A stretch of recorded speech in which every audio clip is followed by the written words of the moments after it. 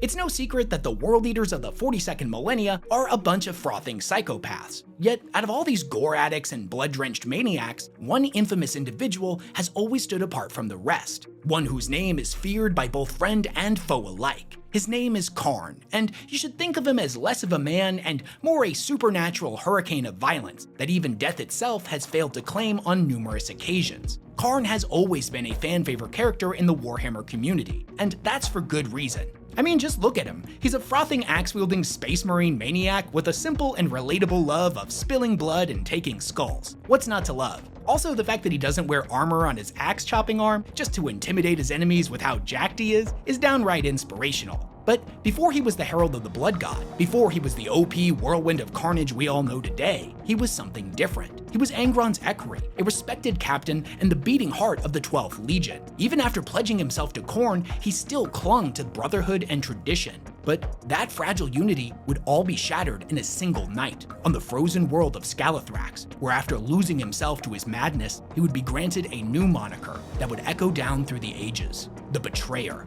But what exactly happened that night? How did one man break an entire legion? Who was Kharn before becoming corrupted by Kharn? Is he as powerful as everyone says he is, or is that all kind of overblown? What is Kharn's history? Where did he come from, and what was his role during the Great Crusade and the Heresy? What does the future hold for everyone's favorite butcher of worlds? Well, in this video, we're going to be getting into all that and a whole lot more, as there's a lot to talk about with this deceptively complex character. But before we dive headfirst into the grimdark, today's video is sponsored by Displate, makers of some of the most unique and high-quality metal posters you can find on the internet. Their catalog is frankly enormous, containing over 2 million pieces of artwork, so there's something for everyone. With Displate, you don't have to worry about messing up your walls or punching holes in places you might regret later. It's a tool-free system that has everything you need right in the box. It takes just seconds to slap down the included sticker leaf and throw the Displate magnet in place, which, fun fact, makes it ridiculously easy to swap with another poster if you're like me and your interests seem to change every other Tuesday. Got some friends coming from out of town and you're embarrassed by your sad, naked walls and looking for a last-minute thing to spice them up?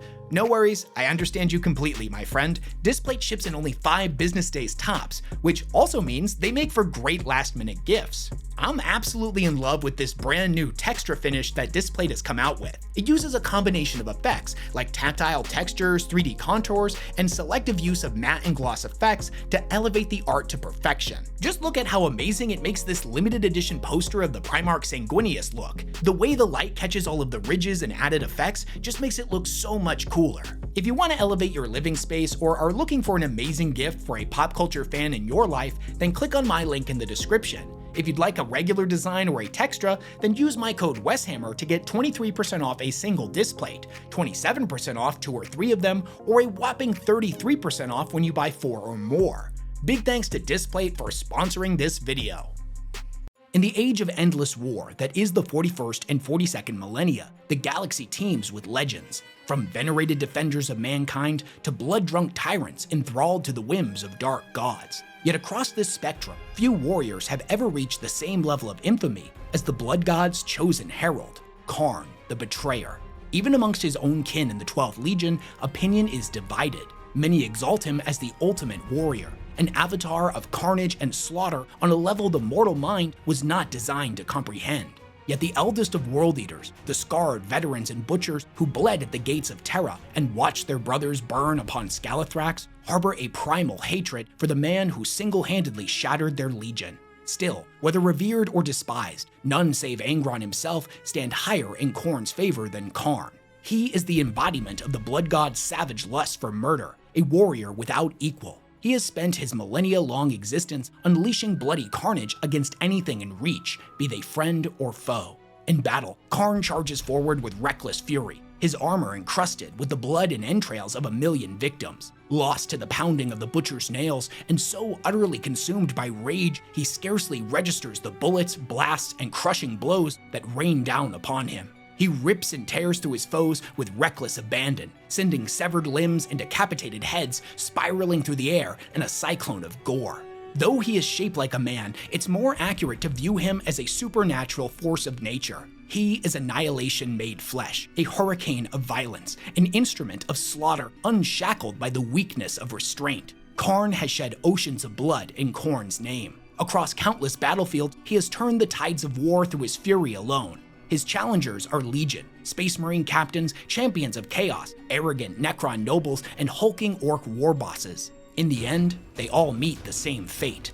Reduced to butchered carcasses beneath the flesh-chewing teeth of his chain-axe Gorechild, or atomized into pink mist with a well-placed blast from his plasma pistol. Though many have sought to end his rampage, none have ever truly succeeded. Time and again, Kharn has been proclaimed dead, only to rise anew on a distant battlefield, drawn to the scent of war like a hound to meat. Though his exact kill tally is known only to the betrayer himself, conservative estimates state he has claimed thousands, if not tens of thousands of skulls in the Blood God's name. To this day, he remains unmatched by any within the Legion save his gene-sire. But Kharn knows the path of blood well, and with every skull he claims, new challengers rise to meet him, hoping to tear Gorechild from his grip and claim his place in Khorne's favor. Perhaps one day, a worthy foe will end his rampage permanently. But until that day comes, Kharn's crusade of violence endures, leaving a trail of planet-sized carrion fields and gore-soaked stars in his wake. Okay, so with that classically dramatic introduction out of the way, for people just starting to get into Warhammer for the first time, Kharn can admittedly seem like a pretty simple, one-note type of character, a man who exists only to kill and kill again. However, once you start reading his lore, you come to find that he's actually a lot more complex than those first impressions would have you believe. Kharn's story is one of tragedy, a warrior who gave everything for his Primarch only to lose himself piece by piece to rage, madness, and the pounding of the nails buried in his brain. But before he was the great betrayer, before the galaxy came to fear his name, Kharn was something very different. So in order to get the full picture of who and what Kharn actually is, we have to start at the very beginning of his story. Although information on Kharn's early life is relatively rare, we do have a few instances of him recounting his history in stories like The Weakness of Others by Laurie Golding. Now, unfortunately, since most of this information comes from Kharn himself, whether in flashbacks or in retelling of certain events from his own perspective, we don't have a full and complete picture of this early period. What we do know is that he, just like many of the 12th Legion's earliest recruits, was born in the mountains of Terra shortly after the Unification Wars. As a child, he would be inducted into the 12th Legion, which at the time was still known as the War Hounds. The name change would come much later, after their Primarch Angron was located on New Syria and subsequently reunited with them. Now, the War Hounds were kinda weird. Unlike other legions, they didn't recruit from any specific tribe, continent, or city-state on Terra. Instead, they took recruits from all over. And although not directly confirmed, it's strongly implied in the Heresy Black Books that they specifically targeted young boys characterized by both aggressive tendencies and mental instability, which, as should come as no surprise, is gonna be pretty characteristic of Kharn in the future. After surviving the surgeries and psycho-indoctrination needed to become an Astartes neophyte, Kharn would be transported to the world of Bot, an arid volcanic planet that served as the Legion's homeworld and testing ground, and would later be where all of their future recruits would come from. Here, under the Master of Recruits Centurion Grunner, a Terran-born veteran of the Unification Wars, Kharn would be forged into a warrior of the War Hounds. One of his earliest memories is actually of his first encounter with Grunner. The Centurion had presented him and all of the other neophytes with a single skull. It was then that he told them of the contest, a time-honored Warhound competition to be the first to claim 1,000 skulls. There would be no prize for victory other than survival, and the point of the competition was simple. Warhounds measured themselves in blood. Naively, the young Kharn asked him where the skulls were supposed to come from, and Grunner simply laughed in his face. In later retellings of this event, Kharn would claim that it was the first time he had ever felt genuinely humiliated, and he would never let that happen again. From there onward, Kharn's rise within the 12th Legion was inevitable. He excelled in the assault companies, earning a reputation for both brilliance in battle and, perhaps in a sign of things to come, brief flashes of deep mental instability. Despite these episodes, or perhaps in some respects because of them, he would rise to the rank of captain within the 8th Assault Company, a position he would hold on to throughout the Great Crusade and into the Heresy. Now, no doubt, at this point in time, he was a skilled warrior and commander, and thus he was respected. But he wasn't yet the legendary figure of myth that he would grow to become. Throughout his life, the Betrayer has multiple turning points, but the first big one would be shortly after Angron was discovered on New Syria and reunited with his gene sons. And let me tell you, if you're not familiar with this story, this is not a happy reunion. Now, I do plan on making a full World Eaters deep dive in the future, so I'll save most of the World Eaters history and everything that's specific to Angron's story for that video. There's a lot to cover there, and this one's already long enough as it is, so I kinda wanna mostly focus on Kharn. That being said, Angron and Kharn's story is so tightly intertwined that I wouldn't be doing the topic justice if I didn't briefly touch on who Angron is and what he's all about, just in case you're new or need a refresher. So let's talk a little bit more about the Red Angel. Out of all 20 of the Emperor's sons, it is perhaps Angron who has the most tragic backstory. Whereas other Primarchs landed on worlds where they could thrive and eventually rise to positions of extreme authority, the exact opposite happened to Angron. As a child, he would end up becoming enslaved and would be forced to fight in brutal gladiator pits all the way into adulthood. His strength, speed, and endurance were unmatched, and no matter who or what his captors forced him to face in the pits, Angron was never defeated.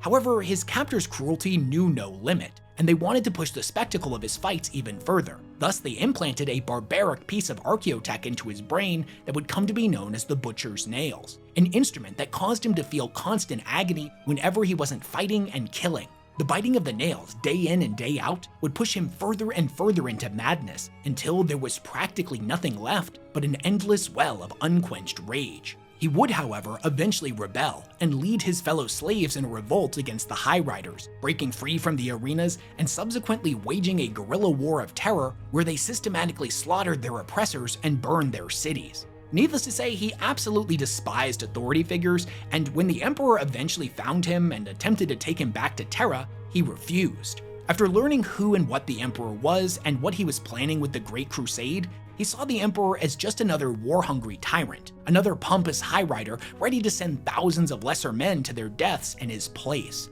Angron would end up calling the men and women under his command the Eaters of Cities, and at this point in their campaign against the High Riders, they were marching on the world's capital, Desha. Despite previous victories, however, the Emperor, and perhaps even Angron himself, knew that this was hopeless. They were outnumbered 1,000 to 1, and the high-tech defenses of the capital were nothing a bunch of gladiators were prepared to handle. However, that didn't matter to Angron. He and his brothers and sisters would end up swearing an oath that today they would either be victorious or they would die together. Death before retreat. Angron may have been willing to pay that price, but the Emperor would not allow it. Whether driven by love for his long-lost son or the selfish inability to let such a useful tool go to waste, depending on your perspective, the Emperor teleported Angron away in the middle of the battle, essentially kidnapping him. Angron would never forgive this betrayal, though he would eventually agree to return and lead the 12th Legion. He hated his father, and that bitter resentment he felt only festered and grew beneath the surface until the onset of the Heresy. But I'm getting ahead of myself. In those first days after their reunion, Kharn and the rest of the War Hounds didn't truly know what to do. They had dreamed of this moment for so long, of finally being reunited with their Genesire. They had watched from afar as other legions had found theirs, and they saw how it changed their cousins. Under their father's guidance, those legions became stronger, sharper, and more complete, the bond between Genefather and his sons giving them purpose beyond just war. The War Hounds longed for the same. They wondered what he would be like and how he would mold them into the greatest version of themselves. But, as many of us know, we do not get to choose our fathers. The one they were given was Angron, a broken gladiator, a maniac consumed by grief, agony, and an endless howling rage. Angron was not a strategist or a statesman like some of his brothers. He was fury incarnate, a warlord who despised weakness. Unlike other Primarchs who felt immediate kinship with their legions, Angron viewed his sons with open contempt, seeing them as a pale imitation of the gladiators he had once led. Though his Space Marines desperately sought his approval, he gave them only anger and hatred in return. He may have been impossibly strong, but he was also unpredictable, violently temperamental, and prone to losing himself entirely to his rage, often isolating himself in his chambers and lashing out at any who drew too close with murderous intent. It would be none other than Kharn who took it upon himself to break through Angron's madness or die trying. This event is one of the most pivotal moments in Kharn's history, and it's detailed in its entirety in the short story After Dacia by Matthew Farrer. I highly recommend reading it for yourself, as there's a lot of nuance that lore videos like mine can never truly capture despite my best efforts. But as this is important for you to know about in order to understand Kharn, I'm going to give you an abridged version here.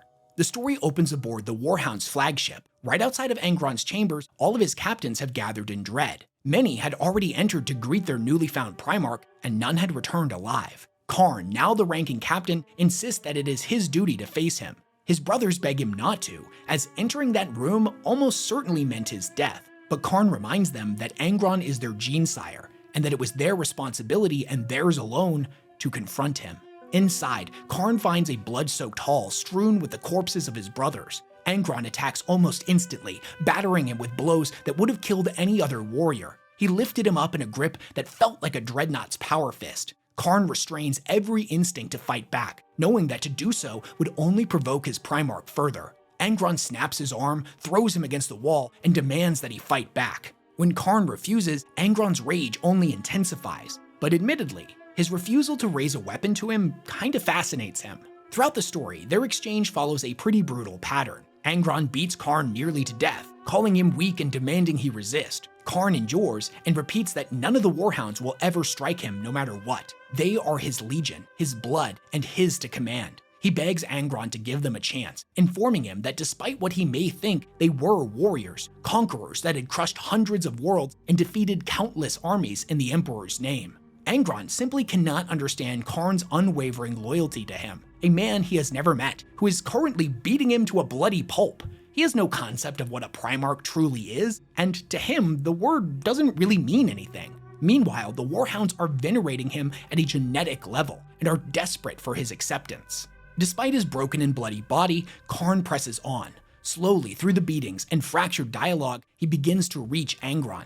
At times, Angron smashes him into the ground. Other times, Kharn's words strike a nerve, and the Primarch grows quiet, listening with genuine curiosity. At last, Angron begins to open up to him. He tells Kharn of Nuceria, of his brothers and sisters in the pits, of the Triumph Robes, where scars were taken for both victory and defeat. He confesses his guilt at surviving while his kinsmen perish, and his fury at the Emperor for stealing him away. His grief spills out in broken fragments, memories of comrades, their oaths, and their deaths. Even in agony, Kharn never falters. He reminds Angron again and again, "We are your legion, we are your blood, we exist to follow you." He speaks of the War Hounds' customs, their oaths before battle, and recounts their victories alongside the Emperor, though Angron sneers at the mention of his father. What eventually moves him is not loyalty to the Emperor, but a combination of Kharn's unwavering devotion to him and his tales of bloody conquest. Kharn admits he envies the gladiators who fought alongside his father, and pleads for him to lead the War Hounds as he once led them.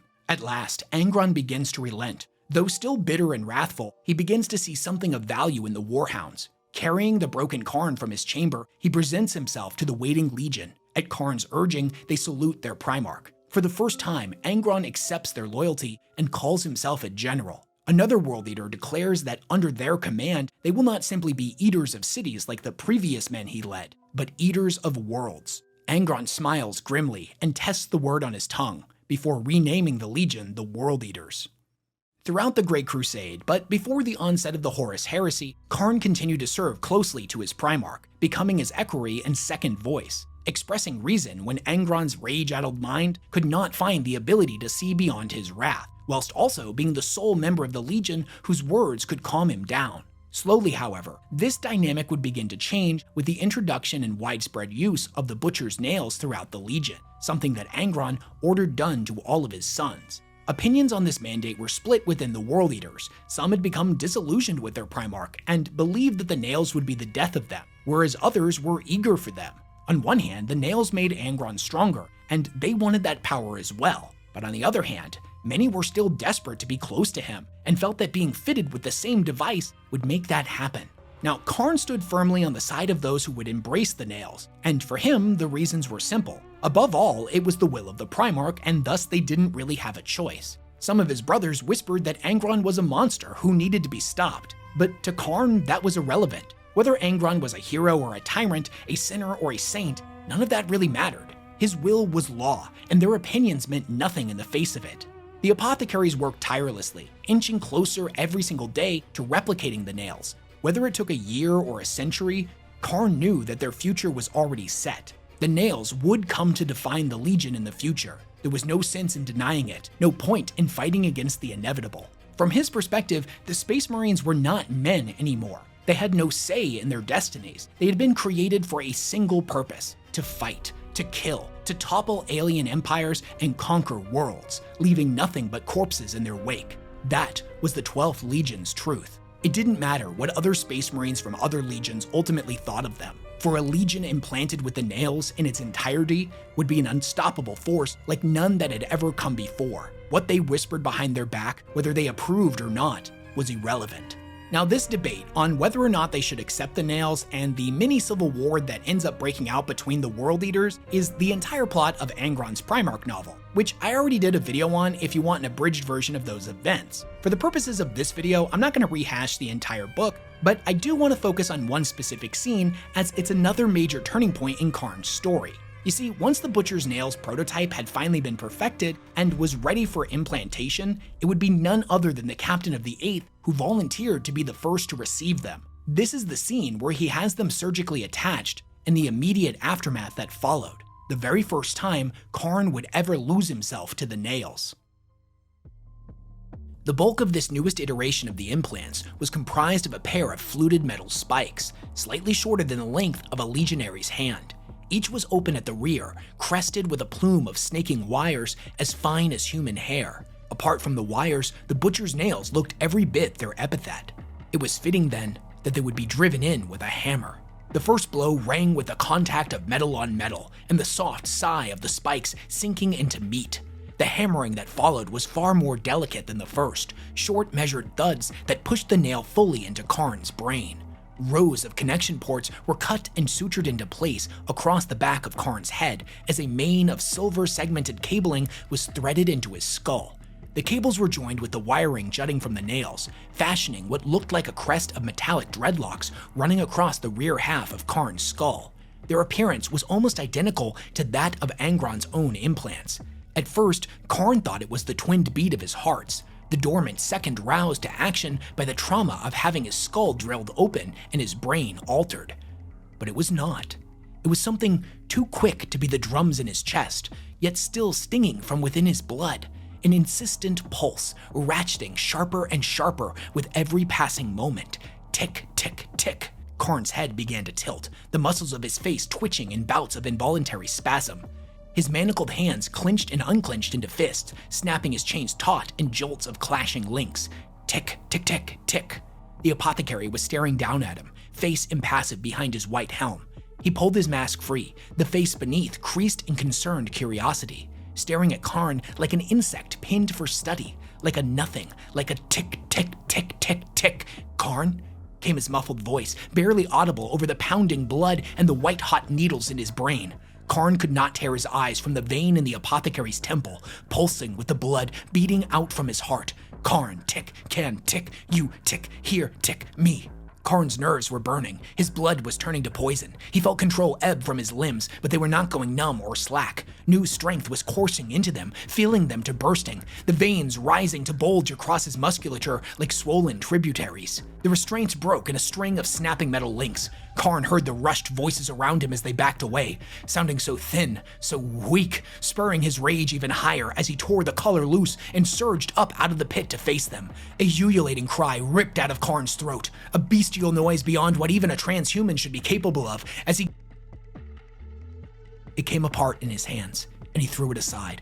Awareness snapped back into Kharn, like a fever slacking but not fully leaving him. A heavy, metallic musk filled his nostrils, as familiar to him as it was unmistakable. His head twisted and jerked from side to side as he took in his surroundings with wide, bulging eyes, seeing what the apothecarian had become. Abattoir was too cold a word to describe it, too poetic. A butcher used tools to cleanly carve meat according to the rhyme and reason of his trade. There was no rhyme or reason present here, and the rending had been done by hand. Bodies were slumped haphazardly around him, their limbs ripped free and hurled aside, their flesh pulled apart to expose the glistening gore within. Their blood poured over the deck, plating and splashed against the walls.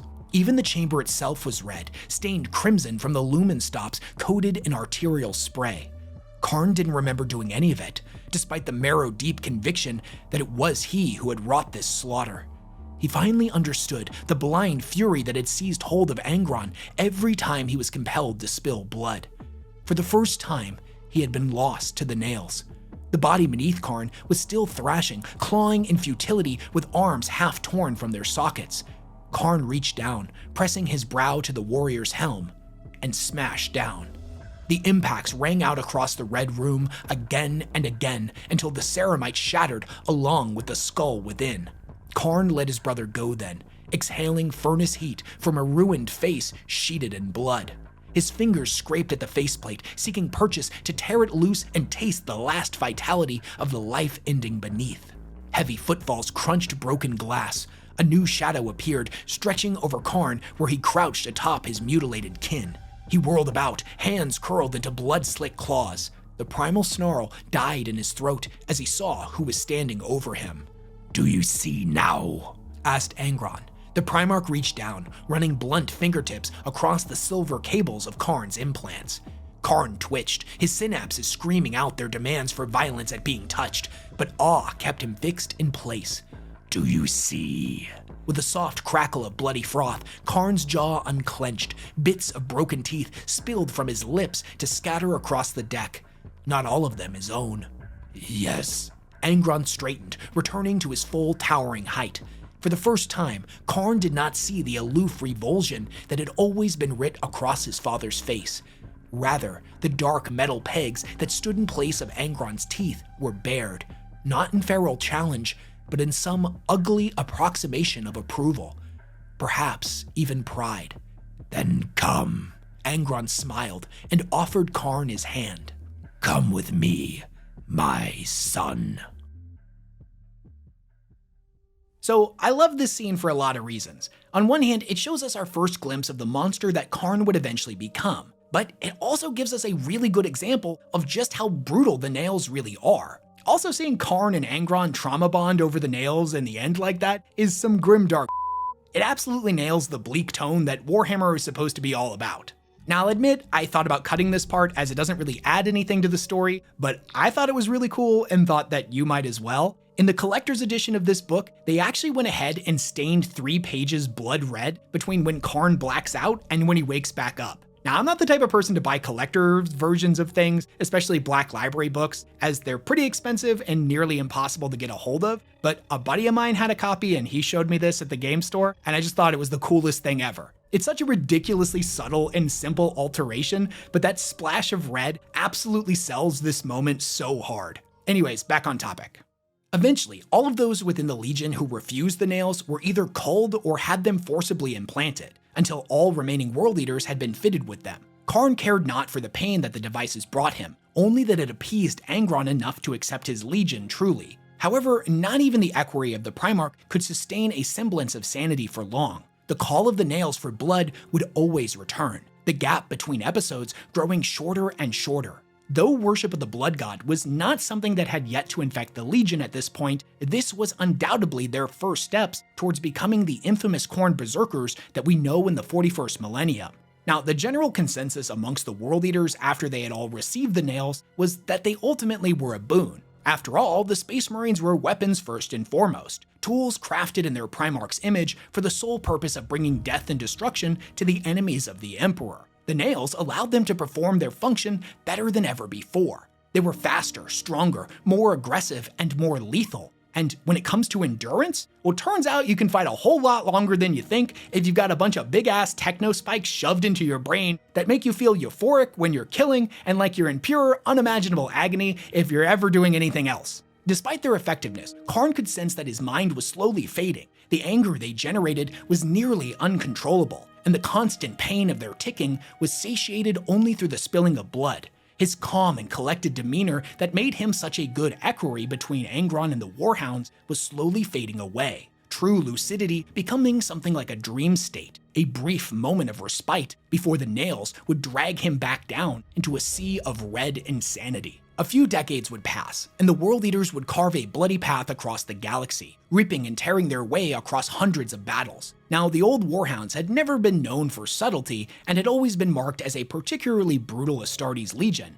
but this was inhuman butchery on a level never thought possible. The other legions were made deeply uncomfortable by their methods and actions, and at one point, even the Emperor himself sent orders to Angron to halt production of the Butcher's Nails, an order that he subsequently refused. Even Leman Russ and the Space Wolves were sent to confront them at one point. Kharn and the World Eaters' compulsion for slaughter made them an easy target for the influence of the Dark Gods, and thus they and their Primarch, who again never liked the Emperor to begin with, were some of the first to side with Horus during the onset of the Heresy. Now, despite his rage-fueled prowess in battle, Kharn was far from invincible. In fact, pretty shortly after this was where he died for the first time. One of the first major acts of the Heresy was when all of those traitor legions who had sided with Horus purged their ranks of those they believed would remain loyal to the Emperor and the Imperium after they announced their rebellion. They did this by sending all of them down on a bogus mission to the surface of Istvan III. Shortly after this, they virus bombed them into oblivion,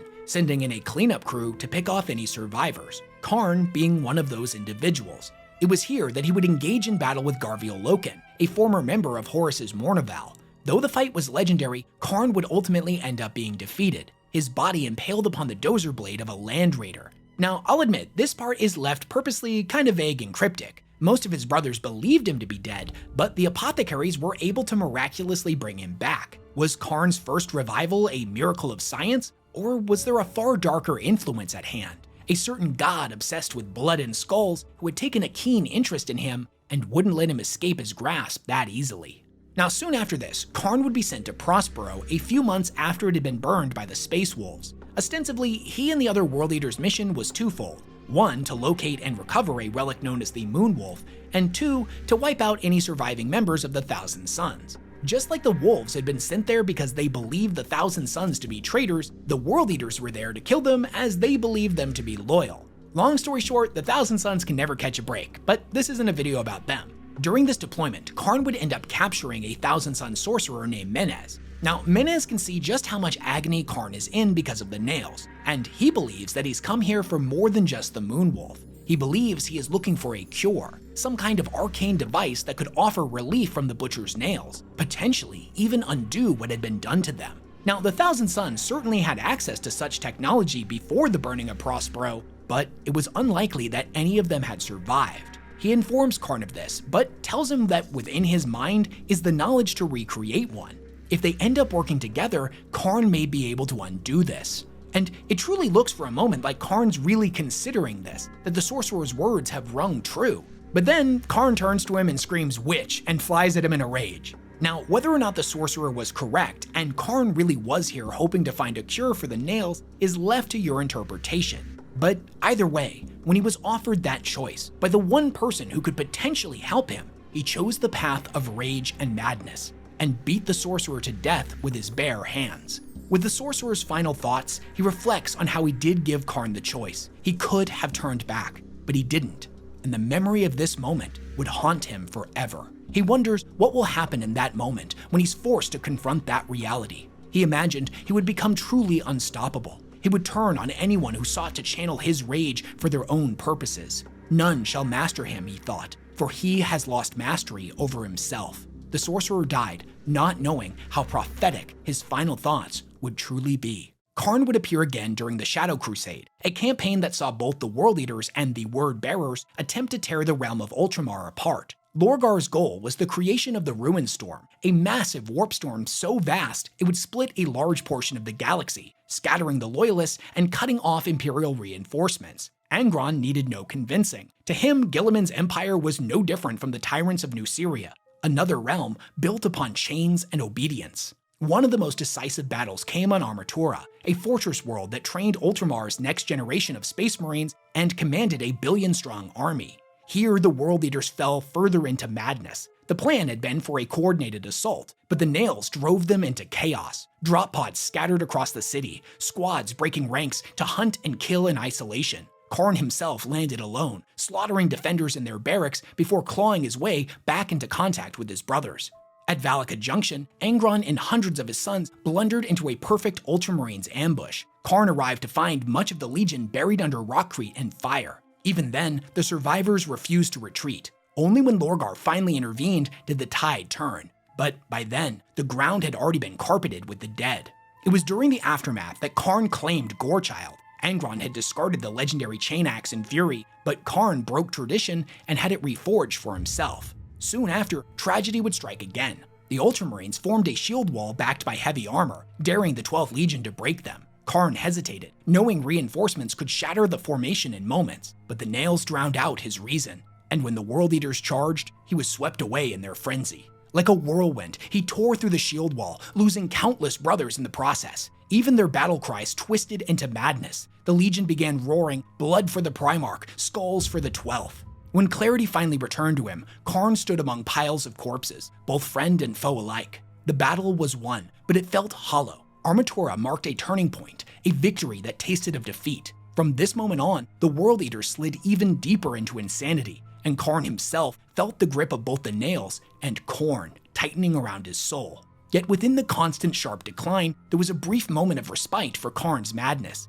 a period where his rage no longer consumed him. Among those he found kinship with, there was only one individual who could truly calm down his inner hate and the whirling of the nails, someone he could truly consider a brother. In many ways, Kharn was always destined to become the near-mindless berserker that we know today. You see, the path he would inevitably take was actually foreseen by everybody's favorite character who certainly never did anything wrong, Erebus of the Word-Bearers. In every future vision that he had, he witnessed the same outcome for Kharn. He would be the chosen champion of Khorne, the first to breach the walls of Terra, and an instrumental figure when it came to securing victory for the War Master. However, there was one problem with this reality, one factor that stood in the way of Kharn's destiny, his bromance with Argol Tal. If you're unfamiliar with him, Argol Tal was the captain of the 7th Company within the Serrated Suns, a chapter of the Word-Bearers Legion. He was also the first of the Gal Vorbak, the first successful binding of a demon with a Space Marine. So if you play the tabletop game and you really like the possessed models, they all started with him. To Kharn, Argol Tal represented something he himself lacked, actual genuine approval from a Primarch, the sense of acceptance and belonging that Angron had never fully granted. In many ways, Kharn saw him as a better version of himself. Despite the tensions between their legions, Kharn and Argol Tal forged a genuine brotherhood, one that helped bridge the rifts that may have torn the two legions apart. For Kharn, this bond mattered more than most. Many of those he respected had fallen or ended up on the wrong side of the heresy. Yet Argol Tal remained steadfast, a companion who anchored him to something beyond slaughter. So long as Argol Tal lived, Kharn had a chance to resist complete corruption, which is ironic considering that Argol Tal is literally possessed by a demon. Erebus could not allow this. To him, Kharn's corruption was inevitable and prophecy demanded it. But in order for that prophecy to come to fruition, Argol Tal had to die. It was on the world of New Syria, the same one that Angron had been found on, that under the shadow of an Imperator Titan, Erebus murdered his Legion brother, plunging a dagger into Argol Tal's back. New Syria had already taken everything from Angron, and now it had taken everything from Kharn as well. Only later did Kharn learn the truth. Of all people, it had actually been Lorgar who told him what Erebus had done. So what did Kharn do? He confronted him in the fighting pits, taking the place of the guy who the chaplain was supposed to fight. Then he proceeded to beat him to a bloody pulp. Gorechild roared in his hands, but as it came down to deliver the killing blow, the coward Erebus used his sorcery to teleport to safety, leaving Kharn with nothing but rage and the bitter ache of vengeance denied. With the loss of his closest friend, Kharn's last tie to humanity was severed. All he had left was Angron, but even that bond was poisoned, as Angron at this point had been turned into a demon prince, fully giving himself over to the service of the blood god. Without Argol Tal to steady him, Kharn's decline accelerated. Grief, hate, and the eternal clamor of the nails became his only companions, driving him closer to the endless rage that would one day consume him.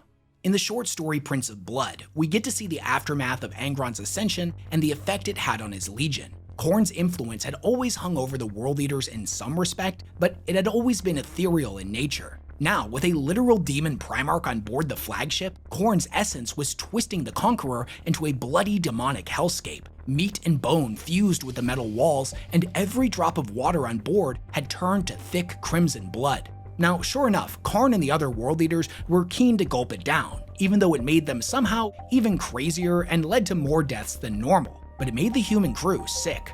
At one point in the story, Kharn descends into the bowels of the Conqueror to face what the Primarch has become. There, he found not a godlike warrior, but a broken figure, cowering on a throne of corpses. Angron's voice slipped between rage and pitiful clarity, begging for the pain to end, even calling for the Emperor at one point. For a moment, Kharn saw his father as he once was, fragile and human, and it filled him with sorrow and fear, a mind trapped between the memory of what once was and the promise of what it could yet be. He tried to reach him, to remind him of his legion, of their traditions, and of his sons, of how they would obey any command that he issued. But the Angron he had once known was gone, replaced by a monster that would never find peace, a champion of Khorne who sought only to paint the galaxy red. Still, Kharn swore that he would follow him, even if that meant following him into damnation. But he also swore that he would never lose himself like his father had. It's a pretty powerful moment, but this isn't the end of that short story, as immediately after this, we see the World Eaters enter a region of inhabited space and start invading Loyalist worlds, the first of which being Tekeli. Not for territory or capturing of resources, but pure, unfettered butchery. As the World Eaters are rampaging across the planet's surface, killing literally everything they come into contact with, we get a short monologue from Kharn, and the whole time he's talking to us, his kill counter is climbing higher and higher. And it's here that we can see the Blood God starting to dig its tendrils deeper and deeper inside him. In the beginning, he states simply that he may now wear the colors of red and bronze, a shade supposedly more pleasing to Khorne, but he will not worship it. He will not lose himself like his father had. By the end, however, he's saying something that seems to contradict this. This is no brotherly contest of old. These are my offerings to the Blood God. By the count of their skulls will I prove my worth, for they are all I have to offer in place of my own, before each new battle's ending. Although it's never really made specifically clear on when he gives himself over to Khorne, or if he even truly realizes that he's done this, it's my opinion that this is the moment where we see that happen, where we see himself truly surrender to the Chaos powers. By the time of the Siege of Terra, Kharn, like many of his legion, had become the pinnacle of their transformation, the first berserkers of Khorne. Empowered by the god of bloodshed, Kharn killed everything he came across during the siege. His inhuman strength allowed him to cleave power-armored warriors in half with a single swing, as if they were made of wet paper. The Kharn that we're seeing on Terra is more beast than man, an individual who revels only in the killing of others. His frenzy led him to become the first to reach the Imperial Palace's walls, brutalizing the defenders of the Lion's Gate in an unstoppable march.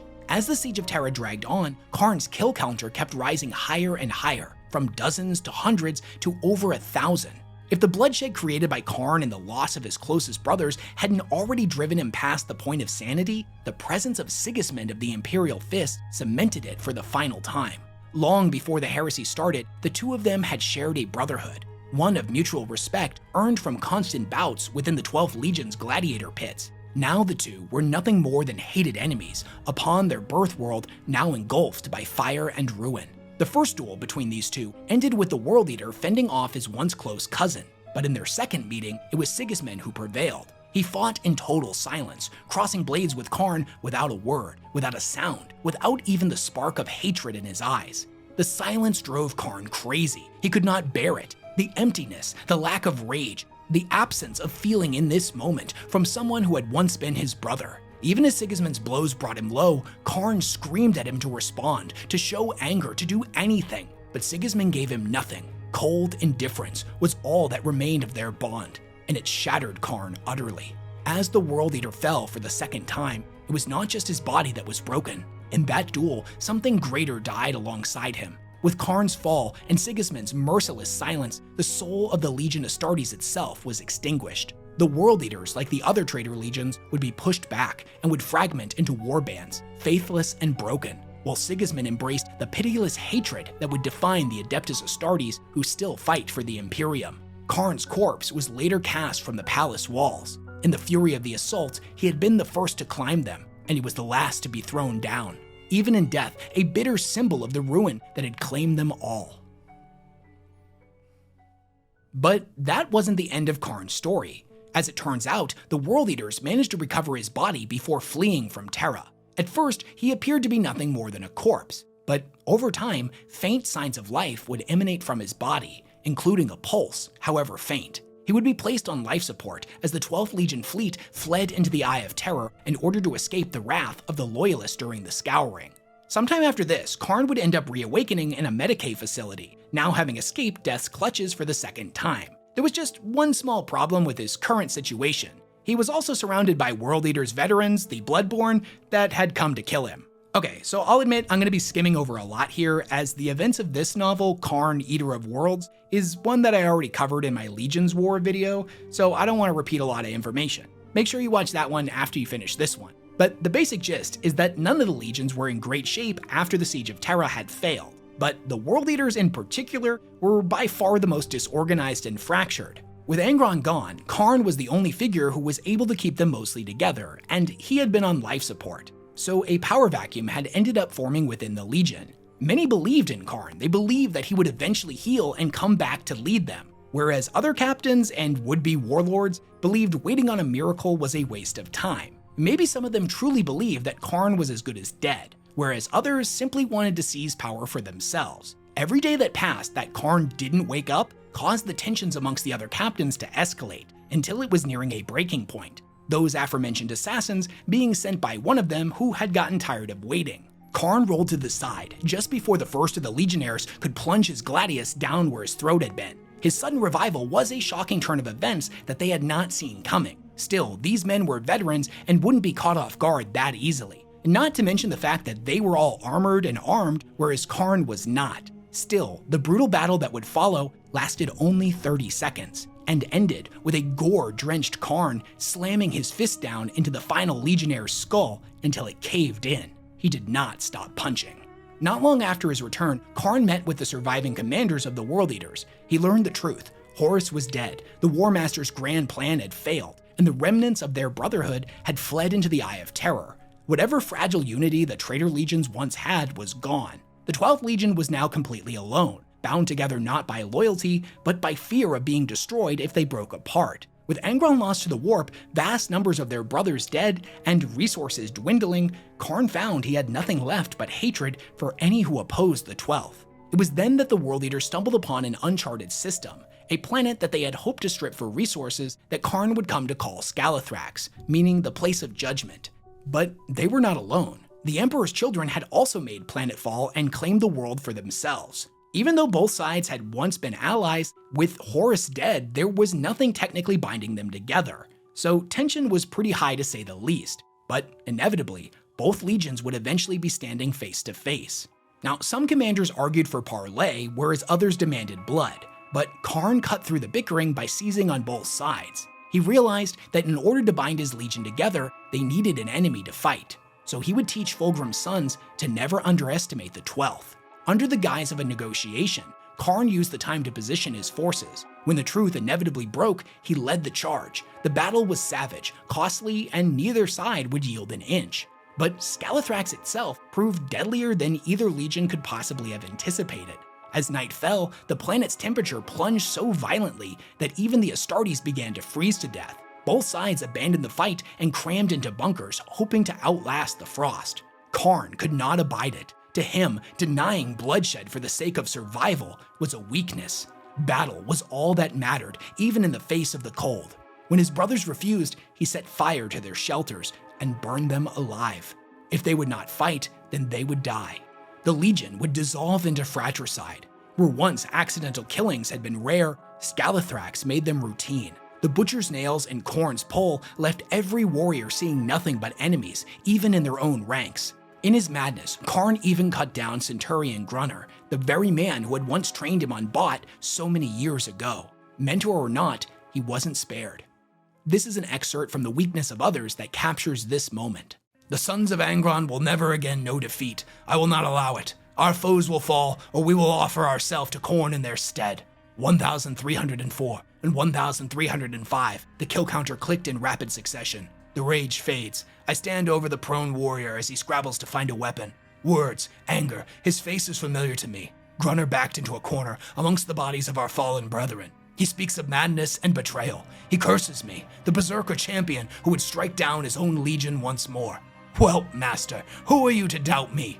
I was the first to stand upon the walls of the Imperial Palace. I was the last to be borne away from Terra, my body broken by the slaying of 1 million of the Emperor's lackeys through the breach at Lion's Gate. None shall ever surpass my count. The contest is over. I won.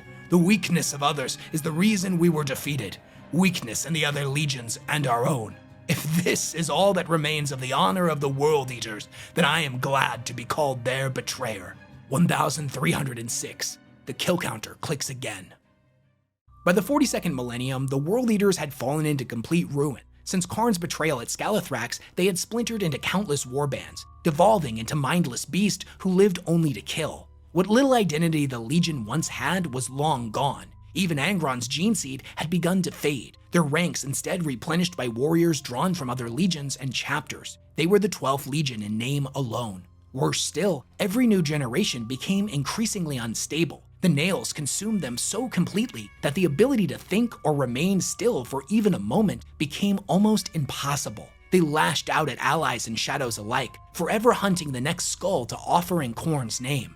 Most warbands now roam the galaxy as ravening armadas, crashing down upon worlds in search of blood and plunder. A few carve domains for themselves within the Eye of Terror, churning out recruits and war gear to fuel the endless slaughter. Kharn himself only grew stronger with each passing kill. Though many despised him for Skalathrax, others flocked to him, some seeking to follow the betrayer, others hoping to take Gorechild for themselves. All who tried fell to his chain axe. In the eyes of Chaos, he was a legend. In the eyes of the Imperium, a nightmare given flesh. His rampage across the stars left entire planets drowned in blood. Wherever he appeared, berserkers gathered in hordes, swelling the ranks of the Butcher Horde, not a true legion, but a living tide of Khorne's wrath. They carved through orcs, guardsmen, and even rival traitors, their skulls piled high in their god's name. Survivors were rare, for even when a battle was won, Kharn often turned upon his own. Yet the Butcher Horde never dwindled, for there were always more eager fools ready to join. Kharn's legend is so absolute that his appearance in stories like Shroud of Night serve only to remind us of his role as a force of nature, killing without hesitation, even slaying the living saint Celestine. Side note, but this is actually probably my favorite depiction of Kharn in more recent 40K books, as it doesn't just treat him as a super strong space marine and use, quote, a force of nature as some grimdark fluffery. Like, it really feels like he's not a human anymore. For context, this is mostly an Alpha Legion story, where the battle between the World Eaters and the Imperium is just kind of happening in the background. Kharn just kind of drop pods in, crashing into a hive city, where he proceeds to function like a runaway freight train that absolutely obliterates everything it comes into contact with without ever slowing down. There are multiple close calls with him throughout the book, and the Alpha Legion spies are like, okay, if we see Kharn even getting remotely close to us, just run like hell. There's no stopping that thing. They can tell where he is from a distance because they can just look out at the horizon at the city and see a bunch of explosions and carnage happening in a line. When they do finally cross paths, it's like the most pure depiction I've ever seen in one of these books of that one meme of the guy looking at the tornado. The Alpha Legionnaires are like, here it comes! Great book, definitely check it out, but I'm off topic. In Kharn the Red Path, we see his army descend on Halion, where he butchers an entire brotherhood of White Scars to the last man. The carnage was so immense that even Abaddon took notice, seeking to recruit him for the 13th Black Crusade. Now, of course, Kharn refuses, and instead turns Abaddon's own berserkers into his warriors, the Hounds of Abaddon being absorbed into the Butcher Horde. His next conquest was Salandraxxus, a cardinal world defended by the Angels Eradicant, the Order of the Divine Perfection and its own living saint, Lozapath. Kharn led his forces with reckless abandon, turning Salandraxxus into a carnal house. Against him, Lozapath, who was obsessed with his own divine perfection, proved little more than a plaything. Remember, this is a living saint that he's fighting, and their duel ends with Kharn toppling a statue of the Emperor on top of him, crushing the saint beneath its weight before taking his head as a trophy. Yet, even in triumph, Kharn was denied satisfaction. His second prize, the skull of the Angels Eradicant chapter master, was stolen by Abaddon's lackeys. Enraged, Kharn turned on the War Master himself. For a moment, he nearly overcame Abaddon, hacking through his armor blow by blow. But Kharn's own demons intervened, forcing the duel to an end. Thus, Kharn would be bound to the 13th Black Crusade, even if technically unwillingly. His red path now running alongside Abaddon's, his every step leaving burning worlds and rivers of blood in his wake. Here at the end of the video, I'll be honest with you. When I first learned about Kharn some 20 years ago when I first got into 40K, I didn't really get the appeal. To me, he just seemed like another OP Doom guy type character. Sure, he fought with a massive two-handed chain axe, which was undeniably badass to a 14-year-old me, but beyond that, he felt kinda shallow. just another crazy killer in a setting overflowing with them. Nowadays, I enjoy villains who are just evil for the sake of being evil. The more cartoonishly over the top their antics, the better. But back then and throughout my 20s, I gravitated towards characters that at least presented as being more complex in their actions and motivations. It also didn't help that in the tabletop game, he was just as likely to carve through your own units as he was your opponent's, which, okay, sure enough, that was in fact hilarious, but it still didn't really click with me why this character had such a dedicated following. That all changed when I started reading the Horus Heresy novels, as suddenly I saw a very different side of Kharn. I saw him before he was the betrayer, before he became the blood god's herald, before even the butcher's nails. What I found was a warrior who valued brotherhood above all else, a captain who led his company to victory after victory, a man willing to stare down a Primarch, and not just any Primarch, but a rabid, blood-crazed Angron who could have torn him apart without a second thought. I saw someone who, though not especially charismatic, could still inspire those around him to deeds both great and terrible. Someone who could talk his father down from madness when no one else could. And in those moments, I realized if things had been different, Kharn might have stood among the Imperium's greatest heroes. But that's not the story he was given. Instead, his path was one of blood, betrayal, and relentless agony, physical, mental, and spiritual. Through the Heresy books, I watched him fracture piece by piece. I watched him submit himself to the torment of the nails just to win his abusive father's approval, and to cling so tightly to the idea of what Angron could be rather than his reality that he betrayed the very brothers he claimed to cherish. I watched him refuse every offer of help, watched as the blood god seeped into his heart and hollowed him out, stripping away everything human until only rage remained.